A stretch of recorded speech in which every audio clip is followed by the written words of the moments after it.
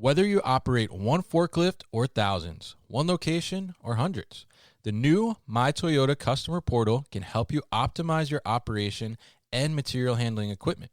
This one-stop, free-to-use platform is designed to help you take control of your information and make smarter decisions, all at the touch of a button. Register and access your data today at my.toyotaforklift.com. That's my.toyotaforklift.com.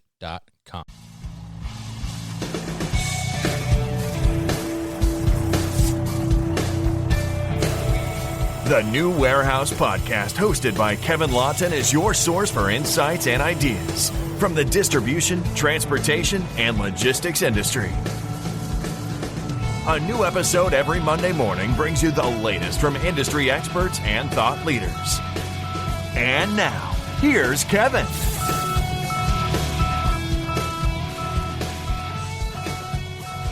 Hey, it's Kevin Lawton with the New Warehouse Podcast, bringing you a new episode today. And on today's episode, I am going to be joined by Paul Jarrett. He is the owner and CEO at Bulu, and Bulu is a 3PL, and they're doing the tricky ship, as Paul likes to say. So we're going to learn all about that today. And I guess you guys are going to find out what happens when warehouses are sexy and tricky ship collide in one space here. So Paul, welcome to the show. How are you? I'm doing fantastic, man. Thank you so much for having me on. This is going to be fun. Yeah, definitely. I've been anticipating having you on and very excited to talk to you here and have this conversation today. So if people maybe are not familiar with Bulu, I know you mentioned that to me that you guys are kind of just coming out into the world in a sense a little bit, making a big push out there. So tell us a little bit about Bulu. What is Bulu and kind of your background too? Yeah. So the interesting way that I kind of like to serve it up to people is what we do now is actually the very first problem that we encountered about 12 years ago. So we started off with our own subscription box and, vitamin supplement, healthy snacks, built our own, built the website, did everything, right? Raised some venture capital dollars. And it was off to the races. We grew to 60,000 subscribers pretty quick. Right. And then, we had a wild idea of, hey, let's make a retail buyer seller platform. So in our spare time, we built kind of LinkedIn.com for consumer packaged goods. It became the back end of RangeMe or part of RangeMe or whatever for anybody that knows that. And then we got approached by some big brands that said, we're interested in buying you, or can you make one of those subscription boxes for us? And, we, full disclosure, we need the money, right? We had two different, I do say the things nobody ever says. So there you go. But we had two products that were growing quickly that were venture funded, and we just needed to put more gas on them. They're both working. And so we started building these subscription box programs out for brands, and that's what we became known for a long time. But fast forward to pandemic-ish time, and we knew there was so much more that we could offer because, by then, for 9 years, we had been trained by big brands to do the hardest sort of logistics, right? They funded us to get a PhD in logistics, really, right? And so we went to our investors and we're able to negotiate a deal where now we own 100% of the company. We're just rolling out. That happened right at the end of 2023, right? Okay. So we just are letting the cat out of the bag. And now what we're focused on doing is we call it the tricky ship. Mostly because nobody really likes to talk logistics, fulfillment, people that aren't in the world, right? Yeah. And so we just thought what do our clients say? What do we say? And we call it the tricky ship, but what it really means is we have a 5PL hybrid hub and spoke model, right? Okay. So you can already see why we just call it the tricky ship. Yes. And what we say is what we see is probably about 80%, 90% of consumer packaged goods brands, right? Your makeup, vitamins, anything that's easy to get on the shelf and sell quickly. They live in this linear 3PL world, right? Can I get it from point A to point B and manage my inventory? That's really all they're, and not get screwed on shipping rates, right? Yeah. That's kind of what everybody's looking for. And 3PLs aren't really great at it. We crushed the first two that we had. We had to acquire it. And, we were kind of using fulfillment as the thing that we had to do to deliver for big brands. But as we acquired the company and started peeling back the layers, we're like, man, imagine if we worked with brands of any size and we took this model and we could offer them unlimited sales channels. Like, it doesn't matter if it's physical or e-commerce or whatever, and they can pack it any way they want and they can put it in any package that they want. Wouldn't that be like pretty awesome? Is there a market for that? Yeah. And so we went out and, I think we've landed like 30 clients in the last 60 to 90 days. Wow. Because we're able to, have these brands call independent retailers. They're able to deliver to their store, like onesie, twosie fulfillment orders, deliver to the client. They're able to sell on TikTok, and they're kind of grabbing all of the green pastures that nobody else has grabbed and not get totally screwed on fulfillment, right? So we just say like 5 PL services at a 3 PL rate, and there's no big $250,000 NetSuite Oracle integration, right? So that's what we're up to, and it's working really well. And we're just getting the word out. But probably the thing I'm the most proud of is, we're becoming a women-owned company, which is, I'm not a good spokesperson for that. And we're getting a lot of cool certifications. I think B Corp's on the horizon. So yeah, it's a totally different world to be a VC company for a decade, and then all of a sudden it's all yours. And, it's a lot of fun. We're having a lot of fun. Yeah, I can definitely see you're enjoying it and just talking about it there in itself. And you mentioned, the women-owned business. So we should definitely give a shout out to your wife. You guys are a husband and wife team, right? So tell us a little bit about that. I'm curious about kind of the dynamic there. Yeah. Well, the short version is never experienced any problems until the pandemic, and then, nuclear bombs go off, right? Yeah. But we're both, I'm from like a trailer park in Nebraska. She's from a little town, Wahoo, Nebraska, right? We both went and worked in New York City and San Francisco. We've always generally worked together some form or fashion because we could kind of never find anybody to pull off advertising, marketing, product ideas. So we just always knew the other one would deliver, right? And so now we met in college, and I don't think we've ever not worked together, whether it's a class project or whatever, since for, almost 20 years. And anybody that gets to know Bulu, they know very quickly, our clients do that, like, oh, Stephanie Jarrett runs the operation. And hats off to her. She closed our deal. Like, she's like the rightful owner operator. Like, I'm cool with that, right? But I would say that, not having external third parties kind of, impacting decision-making was the thing where after 10 years, we really saw a path to have a great long-term business that solves hard problems for people just like us. The thing that we always wanted. And scaling is cool. We've done that before, like crazy growth, software, like whatever, but there's just nothing better than like truly helping people with a good product compete in the market. And that's kind of where we always like meet and see eye to eye on. It's like, how do we level the playing field? How do we let small brand do the same things as Disney, right? And so, neither one of us, especially me, like we wouldn't have it any other way. And I would just say that, when it's challenging, but it's very rare. And when it works, it works. And I will say we run a system called EOS, Entrepreneurial Operating System. Okay. And that is a system that, we go by the book by, right? Because it gives us the rules of engagement as coworkers, how to deal with each other, right? So she is the integrator. I am the visionary. The roles are crystal clear. And I think that is the thing that always, if we get a little off, having a third party by the book system that defines roles and responsibilities and agreeing to it, that's the difference, man. That is everything. So, yeah, that's great. And that's pretty amazing that you've worked together for so long in multiple different capacities too. I think that's a great thing. And I met Stephanie, talked to her virtually previously too, and she's great as well. So definitely really appreciate that kind of team dynamic there. So now talk to us a little bit about, I'm curious, the 5 PL, right? Because you guys have your location there where you're at in Nebraska, right? But are you working with like other 3PLs to expand the network, or how is that coming into play? We'll be back after a quick break. You hear a lot about supply chains these days, because if the past couple years have taught us anything, it's that an efficient, well-managed supply chain is absolutely critical to keeping businesses successful and consumers happy.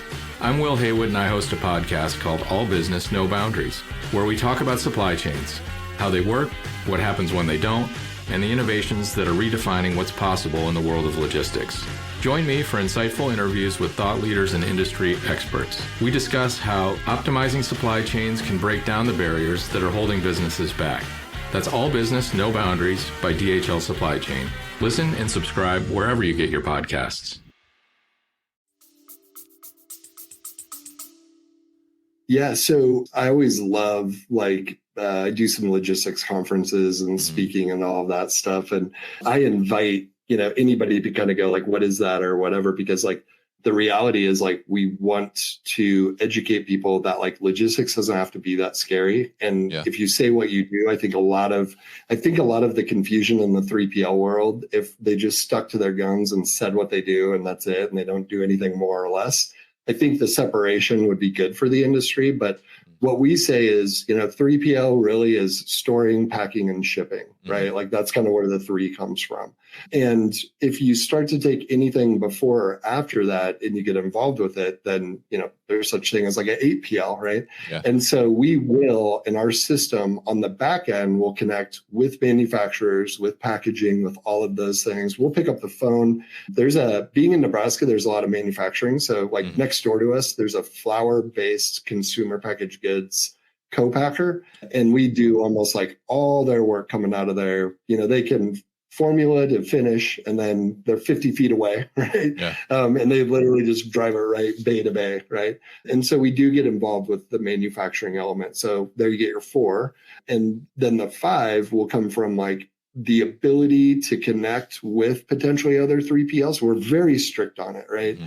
Everybody knows the ship fill in the blank, company, right? Okay. And what I would say is that's great. There's a place for all those companies. I'm kind of tired of hearing people get screwed by them. Let's just call a spade, right? But there's room in the ecosystem for them. And, everybody should encourage that, right? Rising tide raises all ships. What I don't have patience for is, if you're the Uber of shipping, sometimes you get a bad Uber driver. Yeah. And you just get out of the car and that's it. Yeah. What do you do if, that happens to your product, right? That's problems. Yeah, it's not that easy. So we're very strict on who we work with, who we integrate with. Client has to be okay with it, et cetera. But I would say more so the 5 comes from the ability to integrate with 140 plus different channels. So, you want to sell in that local independent retailer. You want to sell on TikTok. You want to do those things. The integrations are also already built in your dashboard with Bulu. So, of course, we can't sell and get you into Walmart, but EDI compliance, bag and tag it, ship it the way that they want, online, offline, that's what we do all day. So that's kind of where the 2 extra P's and the 3PL come from. Gotcha. Okay. Very interesting. And you mentioned the kind of the Bulu dashboard there or platform. Do you guys have your own system that you developed, or are you leveraging another WMS or what's going on there? I'm so glad you asked this question because it's really important to me, but most people in podcasts and whatever don't care. Okay. So I care. We built, we built a WMS ourselves. Okay. We saw, way before anybody else. I mean, we just had this coming to grips of saying hey, we built this custom solution works for big brands or whatever, but is it really possible to be amazing at software and logistics, right? And the same question we had when we were doing Bulu Box, is it possible to be amazing at the product and the logistics, right? And our attitude is, for the way that we're built, for the owners or whatever, no, it's not really actually possible. Yeah. So we set out to find a WMS, and in the pandemic, we went through 3, fully loaded. And we rebuilt the entire warehouse, all 120,000 square feet, right? Which sounds like insanity, but if you're going to do what we do, you have to get it right. Yeah. And so we bumped it. We were using this thing called 3PL Central. And then we kind of saw some software being acquired and they became extensive. Right. now we have a great relationship with Extensive. I'm on the product development team. And, they're just doing a lot of the things that, frankly, like if we didn't acquire Bulu and the fulfillment aspect, we were going to go build that thing. So, yeah, I hunted the CEO down. I hunted Andy down at a conference. And that was why I went to the conference. And he tried to walk by me and I stepped right in front of him. I was like, you're going to think I'm insane. I'm from Nebraska and I know what you're doing. I see what you're acquiring. And I have mapped this out on paper for almost 8 years. Can we please talk? Yeah. And he did everything to get away from me, but like, I'll be damned. He emailed me that night. He did his homework and he was like, let's figure this out. And it's been off to the races since. So their software really allows us to do what we do. And for a brand, that's good because you have the keys to the software. I think that's important, right? Don't give anybody the keys to the software and the product, right? We have your product. That's enough. Yeah. The software, you should be flexible and fluid with that, right? Very interesting. So you're involved in Extensive, I guess I take it. Yeah. I've done some presentations with the product development team. There's no exchange of money whatsoever. Okay. There's nothing other than NDAs. But I would say that we're the place that they go, hey, we're thinking about doing this thing. How do the people on the floor? And I think that's the thing that I love about Extensive is nobody has ever really asked about like, how are things happening on the floor? I'm sure they're out there, but like they're really, really thinking about the user. And I think that a lot of the things that are out there, they were software people that never actually experienced a warehouse floor. And it just doesn't work the way, it's not you can't just have a screen pop up and give somebody something complicated, right? Like it's got to be fast. It's got to be like, no, I always say no more complicated than whatever the most popular social media app is. If it's any more complicated than that, it's not going to work, right? Yeah, it's so very true. And I think now, especially even more so as, you try to get some younger potential employees in and, like you said, like the most popular social media, I mean, that's what they're used to, right? And utilizing apps that are super easy. So, you bring them in and you show them, a black screen with green type emulator terminal, right? They're going to be like, what the hell is this, right? Like I'm leaving, right? So, make it super easy, which I think is awesome. And I love the passion there that you have for that too. I think that's so important to having such a well-run operation and having a great employee experience as well. So we talked a little bit about kind of the brand side there too that you touched on and how you're trying to make that experience better. I'm curious, where do you think, as we look at I guess, current state of industry, on the 3PL side, on the e-commerce side? I mean, where do you think brands are kind of struggling the most with 3PLs right now? And how can they kind of navigate some of those challenges?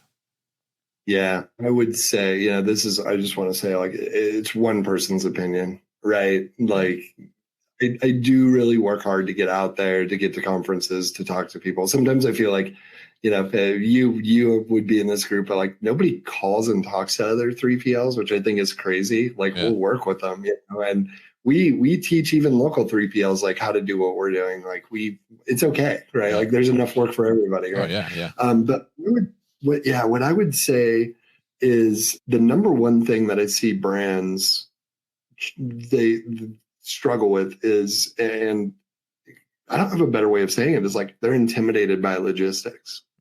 Right? Like they don't understand the importance of negotiating, getting face-to-face with people, right? I can relate because that's kind of how I was the first 2 years, right? Okay. And we kind of had no choice. We had to get involved. So I think it's important for companies. Most CPG companies don't know that, like, if they're making a certain margin, they're actually probably a logistics company. And so maybe like that's the biggest problem, right? Yeah. But I think that if you approach logistics like, I'm just going to Google it and find it, that's like Googling and finding a lawyer and just picking the one that sounds the best, right? Now, if your ass is on the line, right, which it is with your product, are you actually going to just Google and find that lawyer? Probably not. You know, you're probably going to get a list of like 3 to 7 and find the best fit for multiple reasons, right? If you're just shopping for price, like good luck, you know, and that's okay. If you have your process down or whatever, that's a good fit for some people. If you need flexibility because you haven't quite hit the product market fit, like you need to find that in somebody, right? And that might be being able to send to a lot of different places because you're not quite sure, is like churches buying these or is it a retail product, right? And then, you know, there's just the good ones all around that are, you know, probably way too expensive to use.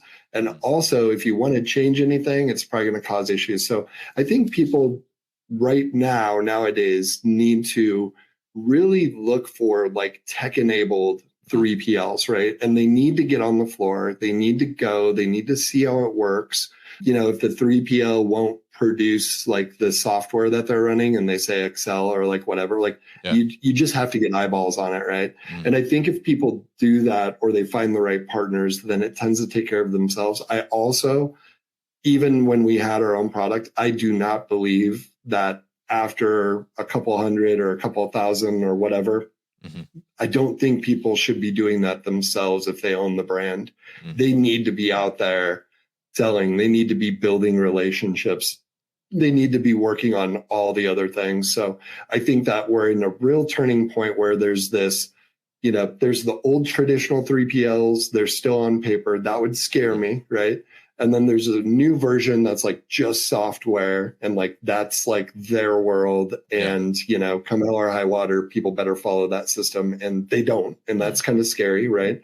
And then there's, you know, it's kind of like why we say hybrid, right? There's a new crop of people in the middle and they're able to leverage technology. And really, truly, I say like, what's logistics more than having a physical product and a digital version of that and ensuring that wherever that thing goes, the physical and digital ghost of it follow. And these days of point A to point B, it's just over. So yeah, I would say that, you know, there's going to be a lot of CPG brands that go away because of some poor decisions. And they probably, you know, 3PLs in shipping and fulfillment should not be bottom of the totem pole in the minds of people.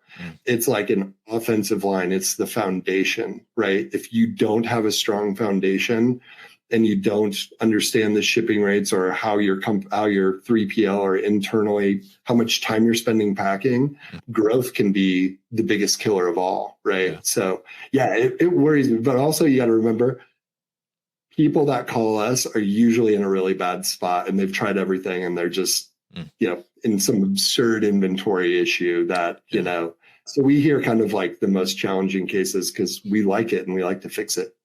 Yeah. Interesting. Yeah. And I think all really good points there. And I'm curious too, because, you know, you talked about the fact of, you know, just Googling and, you know, whoever comes up first and, you know, that doesn't necessarily mean they're the best option. Right. But I'm curious your thoughts too on, because that's, you know, that's often a topic of discussion, I think, around the 3PLs themselves and just brands looking out there. And then I think one of the other kind of big topics is always around pricing too, as well. And you mentioned there that, you know, some of like the top tier 3PLs, like maybe they might be too expensive, right? But I mean, what are your thoughts? Because you've been on both sides now. Right? You've had the brand, you have the 3PL and all these things, right? So, I mean, how do you feel about pricing and how should a brand be thinking about pricing when they're talking to potentially negotiating with a 3PL? Yep. So the number one thing I would say is if you're just searching, I would take those first, you know, like if you're just searching, like who can ship my product, right? Or how much do boxes cost? How much does shipping cost, right? If that's where you're at, which is most people, right?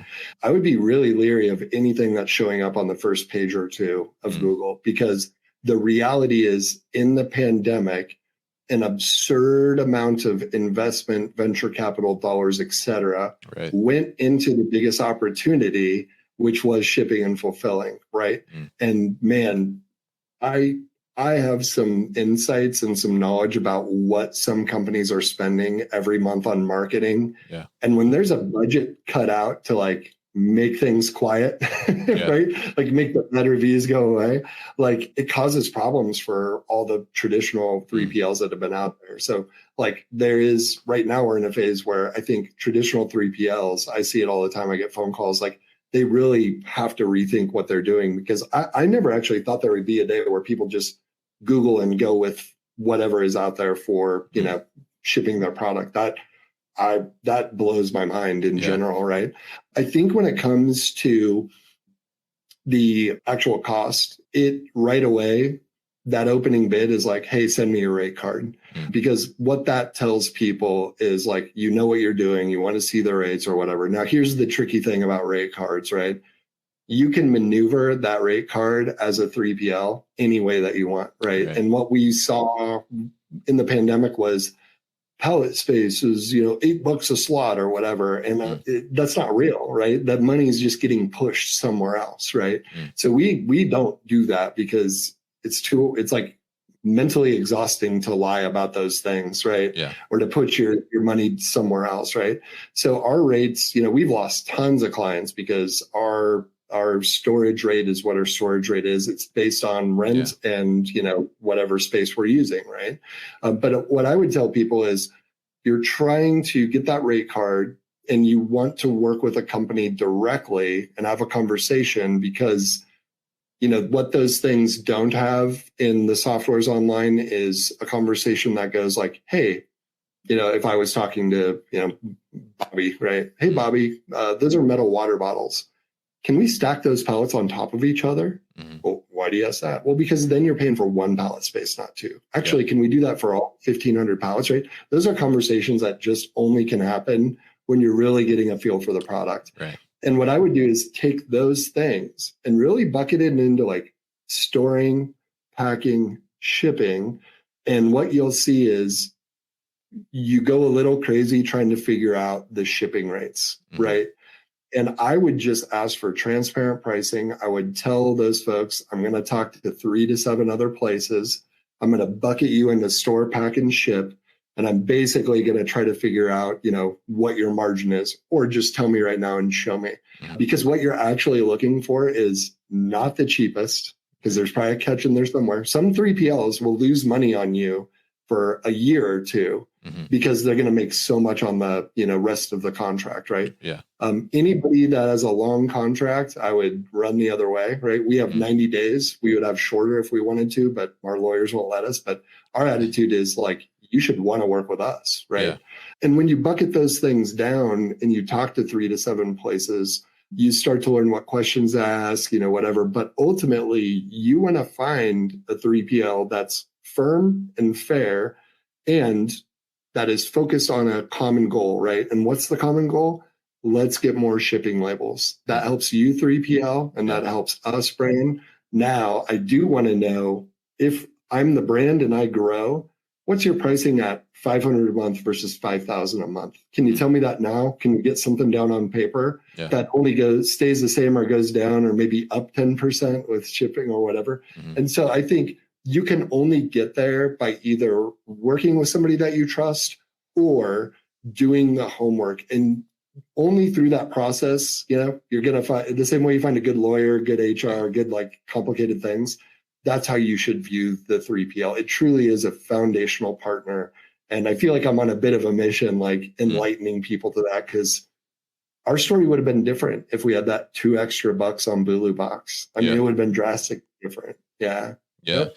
Yeah, I mean, it's interesting because you look at and you talk about this scenario. You go from, you know, 500 a month to 5,000 a month, something like that, and you know, you look at just how quickly that volume can add up. And like you said, you know, $2 on one, like, you know, if you look at it just as singular, you're like, oh, $2. You know, what's $2, right? But then you start to look at it over, you know, 500. 5,000, right? 10,000, right? I mean, that's a lot of money all of a sudden, right? So like you said, I mean, that even though it seems like, you know, maybe it's 50 cents here, 50 cents there, I mean, it adds up over time and it can definitely continue to snowball and grow, right? And eat into those margins. So I love the approach you take there. And I love that you guys are looking at it in that way. There are a few key things that they're a little bit alike, you know. It's like I hear in my head, 3PLs hate him for this. A couple of, here's two tricky tricks. Yeah. But number one is like, really press your 3PL and say like, how do we get the rates down? Like, how do you get the rates down? Like, like specifically, how do you get the rates down? Right. If they're worth their salt, if they know what they're doing and they're upfront, in my opinion, and I would love to hear anybody else's thoughts on this, comment below. But I go to a lot of speaking events and talk about this. Yes, Bulu uses, ShipStation, all those softwares, eHub, you name it. We have access to stuff nobody else has, but we also bring in our reps every month and, just have straight up real conversations with them, because how do you actually lower the rates? If you get down to the nitty gritty with these companies, it's your sales reps commission. So you probably want to meet with them, develop a relationship, and get them to believe in you. And this is stuff you can take that, if you want to do it yourself, right? The second thing is you need to be able to either hear your 3PL or you predict the amount of trucks that you're going to need.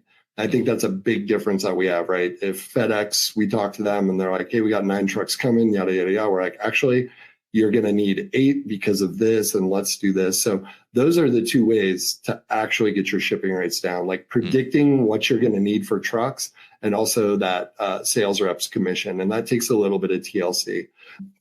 What was the other thing? No, I think those are pretty much the other thing is, I would say, if you're, this is going to be really general, but at least it's like something to work with for people. If your product expires or you're a food or it's complicated, you're probably looking at about 15 to 20% of whatever you sell that product goes to like storing, packing, shipping, right. The point of storing it to getting it to customers' hands, 15 to 20%, right? If it is something that's shelf stable, let's say like a toothbrush or whatever, you're probably looking more at that like 10 to 15%. So, anytime you're paying over 20%, like unless it's very specific, and we have a few clients that do, but like it's really difficult what they're doing or whatever. But that range, I think everybody should have in the back of their mind, and everybody should drill their 3PL and like, no, like what specifically are you going to do to get the rates down? Like, I need to hear you say it, and I need to know that I share in that.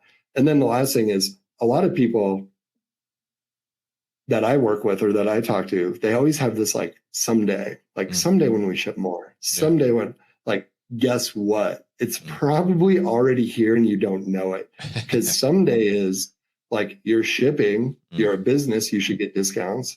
If you have any sort of growth, you should get discounts. If you're doing a subscription and you can project out the future, you should be getting the discounts a year or 2 from now, right? Yeah. You get 10,000, whatever it is, like you should be constantly applying pressure. And that's a big mistake we made. We were shipping 60,000 a month and we're like, man, like we get to like 180,000. Like, I bet there's some big discounts. And the reality is we already had them. We just didn't know. Yeah. Interesting stuff there, and very insightful on those kind of little tips there. I think not only from the brand perspective, but also from a 3PL perspective too, is like, how do you, continue to be a partner in more ways than one, right? It's one thing to be the partner and, do the pick, pack and, get it out the door, right? But how do you continue to help also your clients grow their business, increase their margins, and, allow them to invest more in their business, which ultimately should help you out. Like you said, get more of those labels and get more of those boxes out the door. So really interesting stuff there. I'm curious, before we kind of wrap up here, as we kind of talked a lot on the brand side a little bit there, I'm curious, where do you think the 3PL industry itself is kind of headed as we look into the future, like the next couple of years here? Yeah, I think there's going to be a lot of conflict. I think there's going to be, we've already like had robotic arms and stuff like that. And so like, even on the floor level, like the conflict, like the bottom line is like, as robots come in, like it's scary and people are intimidated, and, it doesn't take much for somebody to pour like a bottle of soda on a robot, and so that's, I think where we've positioned ourselves intentionally of like, we're only going to bring in stuff that we can educate people on. We call it elevate and delegate, right? So I think that's going to be happening. I hate to sound cliche, but AI is absurd, right? And I think that a lot of the traditional issues that have happened in logistics are going to be solved through AI, right? Because it can just calculate and kind of come out to oh, that product is 80% probably there, right? Don't even worry about bag and tagging it correctly because it's close enough or whatever.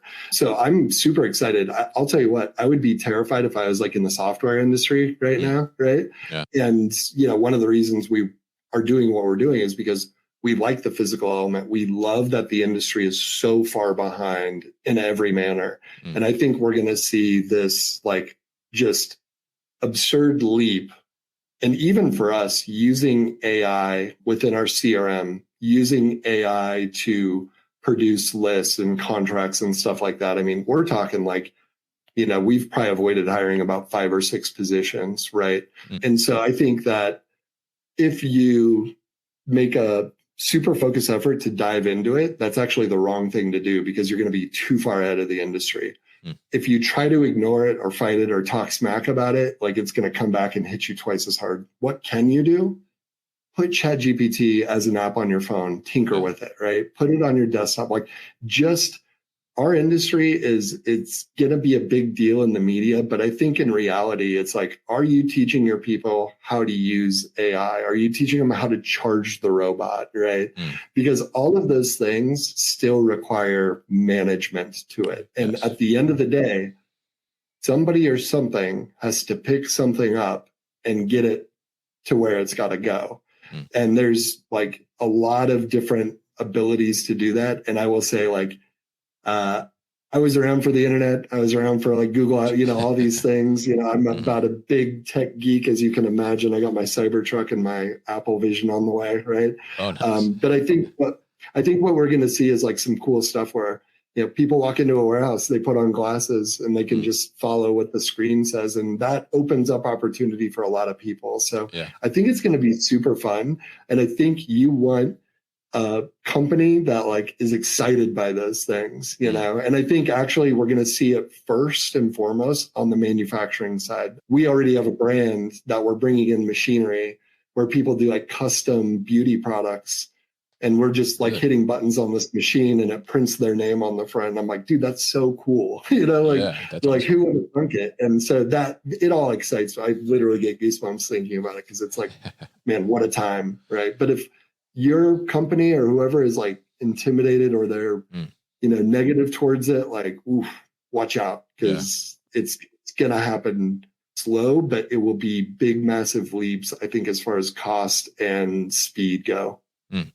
Yeah, I mean, I think that's such a great way to look at it. And like you said, I mean, there's so much technology coming in, and if you're not willing to embrace it, I think it is going to be a problem, right? And at some point, right? I mean, I don't think we're quite at that point yet, but at some point you will get left behind in a sense, right? And you won't be able to keep up. So, and the expectations are just going to increase as other people are adapting this and bringing it into their operations and utilizing it with their clients. And then, clients are going to expect it, right? I mean, just like we as consumers, expect the 2-day delivery, right? Because of Amazon. So, I mean, it's the same thing, right? So being able to embrace that stuff, I think is a great takeaway there. So very interesting talking to you here, Paul, and great to connect with you and learn about the tricky ship that you guys are doing at Bulu over there. So really appreciate you coming on. If people are interested in learning more about Bulu or connecting with you, what's the best way to do that?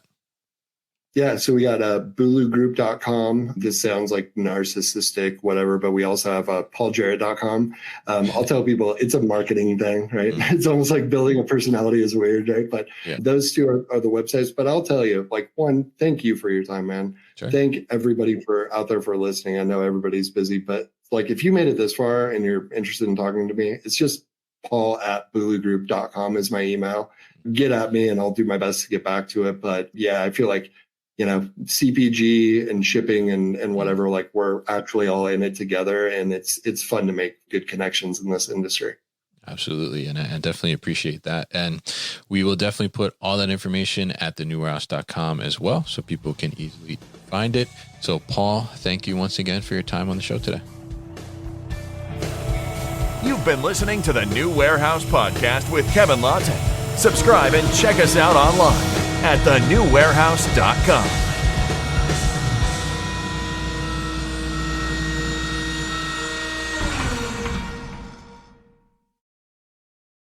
Thank you for listening to this episode. If you want more content from the New Warehouse, check out our new video series called All Hands on LinkedIn. Just search for the New Warehouse on LinkedIn and follow along.